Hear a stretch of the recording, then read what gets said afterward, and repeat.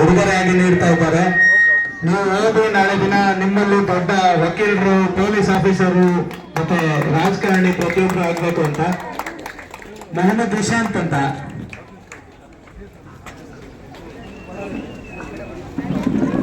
ಮಹಾದೇವಿ ಅಂತ ಡಿಗ್ರಿ ಹೋಗ್ತಾ ಇದ್ದಾರೆ. ರಾಜು ಸರ್ ಬನ್ನಿ ಸರ್, ಮುಂದೆ ಸರ್.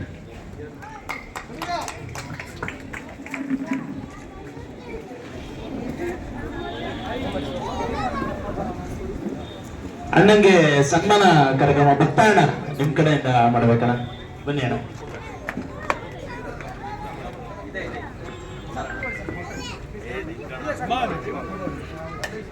ಬನ್ನಿ, ಭಕ್ತಾಯಣ್ಣನ ಕಡೆಯಿಂದ ತಿಮ್ಮೇಶ್ಗೌಡ್ರ ಅಣ್ಣನವರಿಗೆ ಸನ್ಮಾನ.